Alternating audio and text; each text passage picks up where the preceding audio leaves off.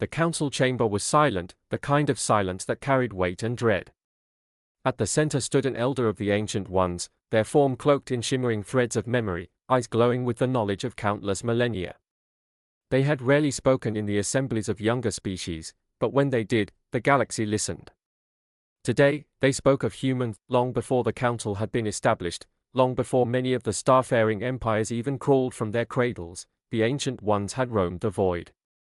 They had mapped galaxies, witnessed the birth of stars, and catalogued civilizations that burned brightly before vanishing into the abyss. Among those memories, there was one that unsettled even them, Earth and its inhabitants. The elder's voice carried like thunder across the chamber. We have seen them before. Do not think that humanity's recent emergence is a novelty. They have risen before, and they will rise again. For they are not bound by the laws that confine the rest of us. They persist, they return, and they endure. The younger races exchanged confused glances. How could such a thing be true? How could a fledgling species that had only just reached the stars have a history that stretched back into ages long forgotten? Yet the elder's words rang with a gravity that could not be denied. They recalled battles fought not across worlds, but across epochs. Humans had been there, standing against powers that should have extinguished them. They were not the strongest, nor the most advanced, but they carried within them something that no weapon could erase. Defiant, the Ancient Ones remembered when an alliance of species had attempted to cage them, to prevent their reckless spread. The humans had laughed in the face of impossible odds, and where one world was burned to ash, another colony had already sprung forth. To fight humanity was to fight the inevitability of flame catching on dry grass, but what unsettled the elder most was not humanity's resilience, it was their memory. Unlike other species who clung to the present, humans carried stories, myths, and warnings across generations. Even in the darkest ages, when their civilizations collapsed, they rebuilt with whispers of what came before. They learned, they adapted, and they never forgot. The council chamber stirred uneasily as the elder continued. You look upon them now and see primitives clawing into orbit, brandishing crude weapons. But this is the seed of the storm. Do not mistake infancy for weakness. Their path is always the same. Curiosity becomes exploration, exploration becomes conquest, and conquest becomes survival. And in their survival, others perish. Some dare to object. Surely you exaggerate. They are but one world, one species among thousands. We are united, we are vast, how could they stand against us? The elder's gaze dimmed with sorrow, not anger. That is what was said before. That is what has always been said before. And always, it ends the same. Their numbers swell, their alliances fracture, their wars consume them, but out of the ruin they emerge stronger. You think you will break them. You will only forge them. A murmur rippled through the chamber. The idea was unthinkable, yet the weight of the elder's voice pressed it into their minds like a brand. Every empire had seen fragments of the human rise already, the way they tamed hostile worlds, their reckless ventures into forbidden zones, their uncanny ability to weaponize even failure. The Ancient Ones did not speak lightly of fear, for they were beings who had seen gods of destruction and leviathans that swallowed stars.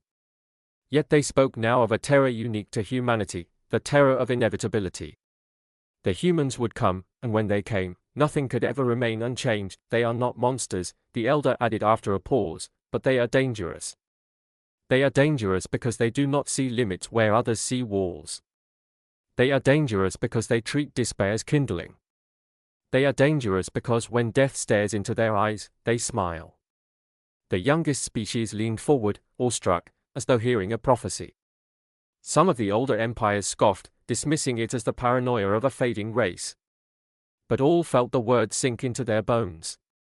A story like this did not come from emptiness, the elder concluded with a whisper that echoed louder than any roar. Mark this well. You may choose to befriend them, to fear them, or to fight them. But you cannot ignore them.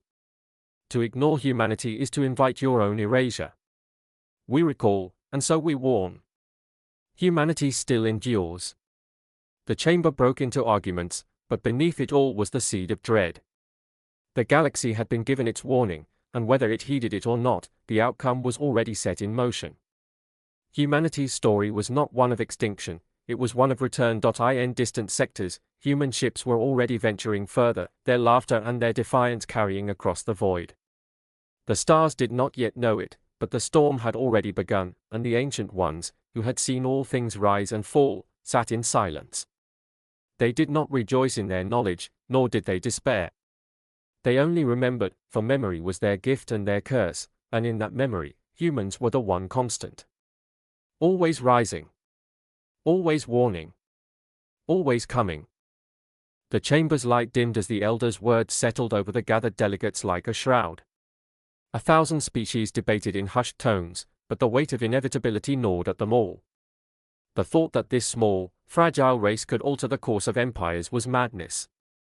And yet, madness had a way of becoming truth where humans were concerned. A representative from the Ascor Dominion rose, their scales rippling with disdain. If what you say is true, then why not strike now? Before their roots spread, before they gather allies. We are many. They are one. Let us smother the fire before it catches. Their words were met with nods, a current of fearful agreement flowing through the chamber, but the elders shook their head. You misunderstand. Fire is not extinguished so easily. Strike at them, and you will kindle them. Every loss becomes a reason for vengeance. Every wound, a scar they will never let fade. They do not recoil from violence, they grow from it. The memory of ancient wars shimmered in the elders' mind. They remembered the night skies of forgotten worlds burning with human fleets, cobbled together from wreckage, yet fighting with a ferocity unmatched. They remembered alliances forged not from trust, but from humanity's uncanny ability to inspire loyalty even in former enemies.